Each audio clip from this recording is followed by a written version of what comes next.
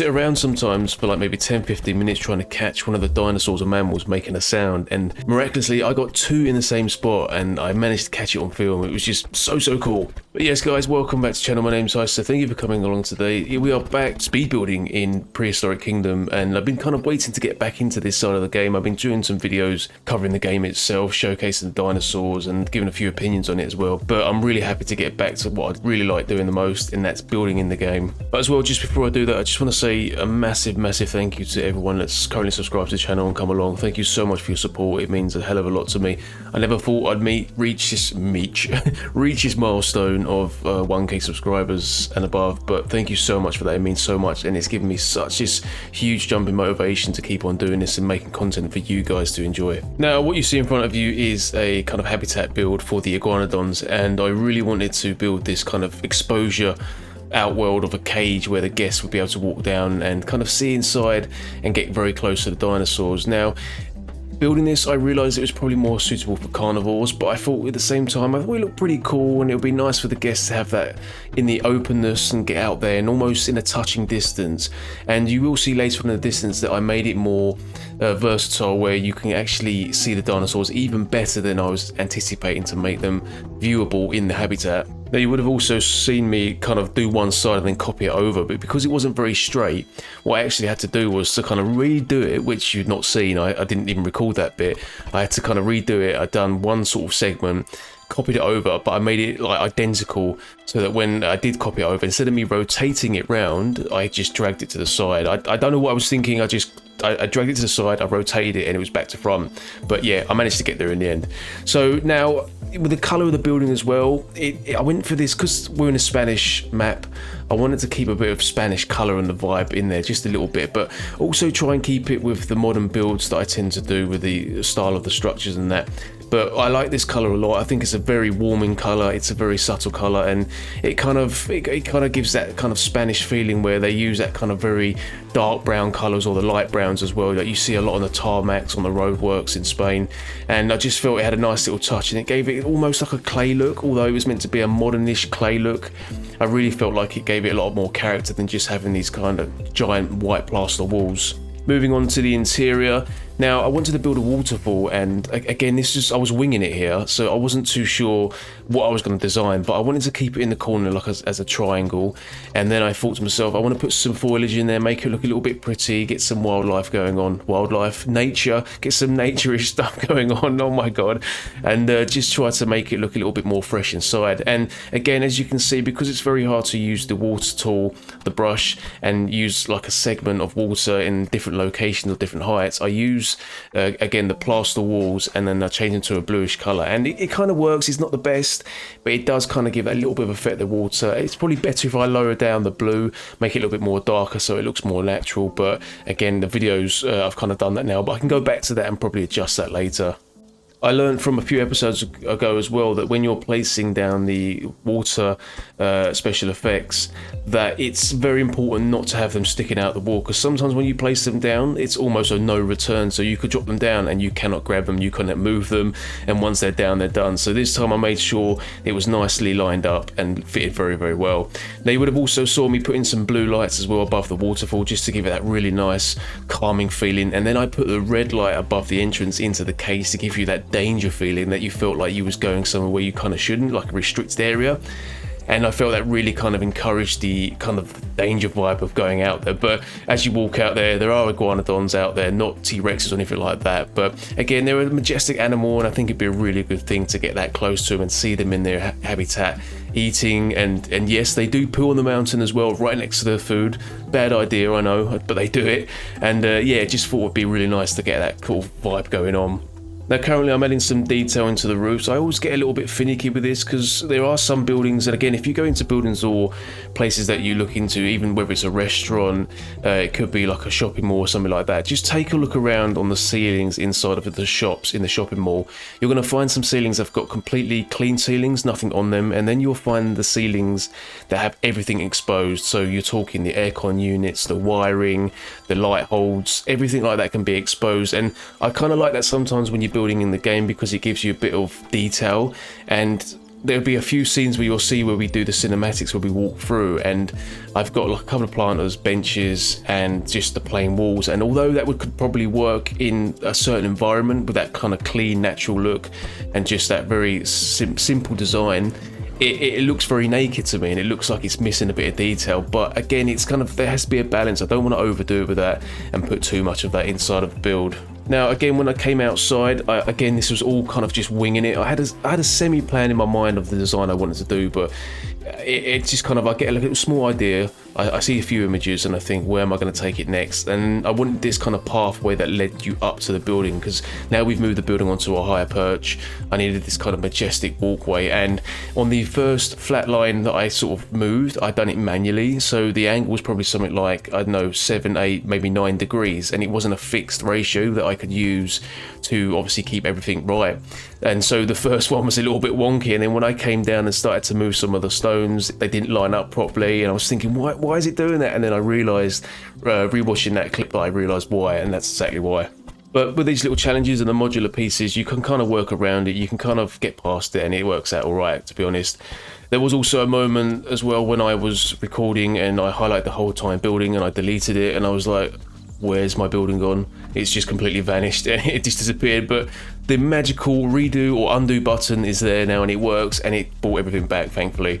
Now, you'll also see I was using coloured pavements to just kind of work out where I would place the pillars, so I know that they're exactly the right length. So I'd change one colour, and then I'll change the next one along, so I've got 3 different colours, and I know that if I'm placing down 3 posts, I will see exactly where they're going to be. Because sometimes I place them down, and I would find that when you would do that, it would be like one pillar would be slightly more to the left or right, and it'd be really, really annoying. But this little technique you can use, just recolor your stones or your flooring just a little bit, make different colors for each little square that you're using, and then you can use that for your basis. It actually took me far longer to do the railings as well. I didn't think it was going to take this long. It feels like 5 minutes, but the truth is it's more like sort of 15 minutes. And then as I was coming down, like, my wife next to me said to me, like, oh, those colours look quite good on the pathway, like you should like add some colour into that walkway. So I made the middle bit a different colour to the outside. But the guests, if you know the guests in this game, they will walk absolutely anywhere, and they kind of walked everywhere apart from the middle part. But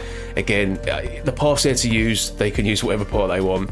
Now, the stones in the game, if you know as well, there's not a huge amount of stones in the game, but you can do so much with these stones that you have. I'm going to keep saying stones here, aren't I? And then you can just change the sizes of them, obviously blend them in as well. That's probably one of the best features, that you could just kind of mold them in together and make super rocks together with just combining different sort of sizes and that. So I was quite happy with the way it came out. The brighter stone as well gives it a much more cleaner look, I think. If I was going to use a darker stone, I think it would make it a little bit more run down. But this kind of gives like almost like an artificial rock feeling, or like chalk rocks, very similar to like some of the rocks that you'd see near in England, which is like called the White Cliffs of Dover, where they've got a lot of white rock, and it gives a real brightness to the area. It's a really strange kind of sensation when you see it up close and you go past it. But yeah, it gives you that nice kind of bright look, and I think it adds well. And then adding the foliage around it as well, I think that gives it a bit of nature. So you've got some stuff there, looks like it's been overgrown, and it doesn't look like it's, in a sense, just plonked down. So yes, as we go along, we will see some more stones being placed down. I like to feel like when you're going into an area, again, I always try to compare it to real life zoos or something like that, that you are surrounded by huge amounts of foliage and you've got a lot going around you, unless it's more like a plaza, where plazas are kind of built with more pathways and less greenery apart from the outsides.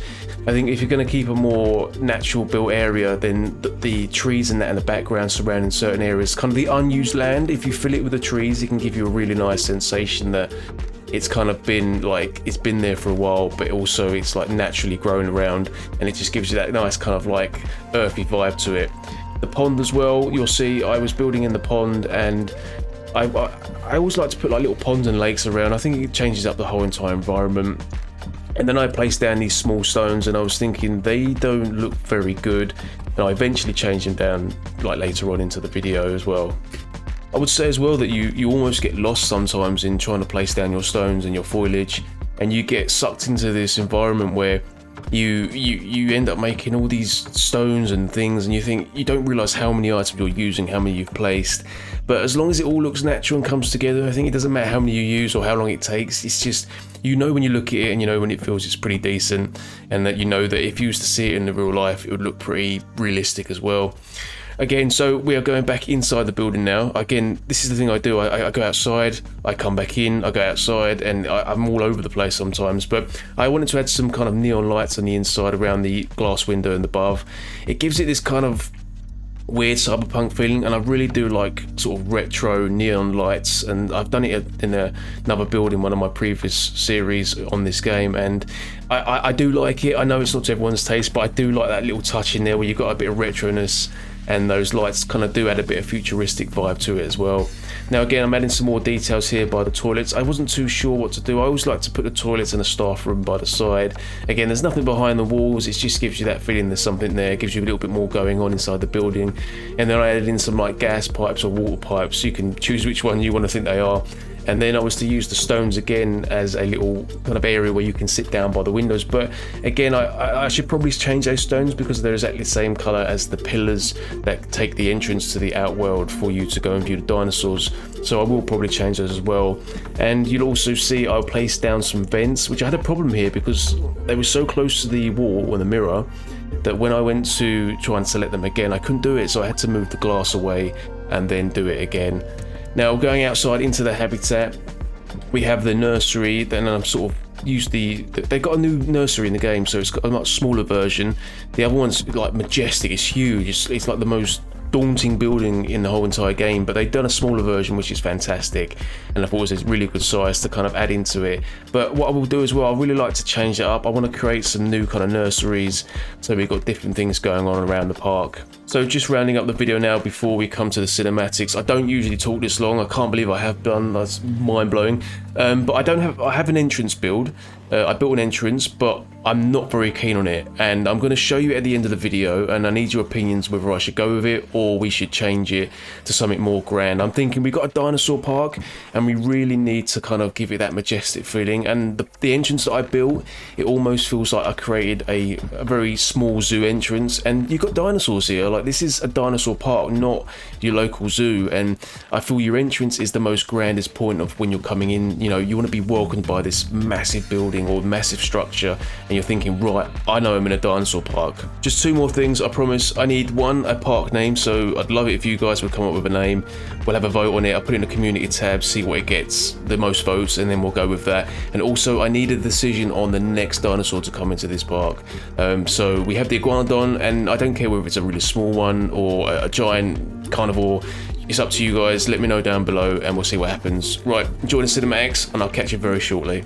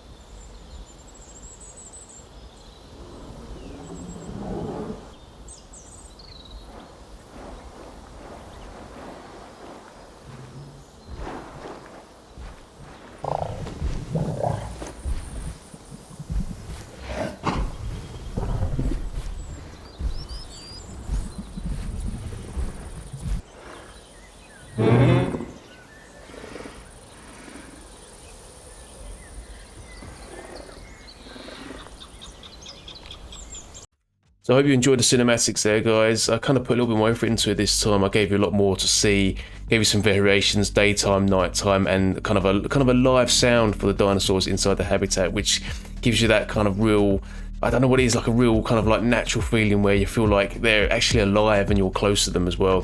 So what you're seeing now is the entrance build. I'm just going to show you little snippets of this. I don't want to like bore your brains out with it because, but just, yeah, I'm not 100% sure on it, and I need kind of your input whether I should keep it or change it. Again, I don't mind changing it whatsoever or redoing it. In fact, I'll enjoy just doing it just as much as I did the first time. And so, yeah, I wasn't too sure. The vibe I was going for was copied from a park in Tenerife in Spain, and it was called Loro Park, and they had this really nice big giant wall coming in, and it was kind of like an entrance to like a hotel in a sense, but it wasn't actual not dinosaur park, it was a zoo entrance. And in the middle I built like a roundabout on this main path, which was actually where the coaches would come down, and the coaches would park on the side of the path, and then you'd come to the roundabout, and then you'd walk into the entrance of the building where you'd obviously get your tickets, and then you'd get into the park. But I kind of changed it up a little bit. I made the kind of the middle part the main walkway, so you walk straight in, come to the roundabout, but it just doesn't feel majestic enough for a dinosaur park. It just feels too much like going to your local zoo, and that's what's really put me off it at the moment. But I do like the wall. I could still probably keep the wall, but as you come into the park, I'm thinking of changing it and making it a lot more majestic. I also incorporated some prefab buildings from the game, and I did that so that you could see that if modular building isn't necessarily something that you're into, that you can use these modular prefabs, and they do work very, very well. You can change the color of them, you can change the interior. You'll see at one point I changed the flooring. I think I showed that in the video, I'm not too sure actually, but I changed the flooring. I had like a metal flooring, and it gave off this awful reflection, so I gave it more of a matte color, and it just made it look a little, made a huge difference to the interior of the building itself. I'm also not a fan of the kind of freeway entrance. So when the middle path was meant to be for the coaches and like cars and that, and the two walkways on the left and right were actual guest walkways, and I just didn't like the way it merged into the middle, because one of them actually in the actual official build on the blueprint that I looked at, one led to a car park and one led to a kind of a walk away from the vehicles, and it kind of goes against the vibe, and I just don't like the way, I just don't like the way you've got three entrances coming into this zoo, and it just doesn't feel very right. But enjoy the cinematics, guys, and let me know what you think down below. Thank you so much for sticking by. If you've made it this far, you are magical, and if you like the video, don't be afraid to give it a thumbs up. It keeps me going, it keeps all this content coming out, which I do just for you guys and for you to enjoy and to get inspiration for your parks as well. I hope that helps you in that aspect as well. Enjoy, guys, and thank you so much. See you later. Bye bye.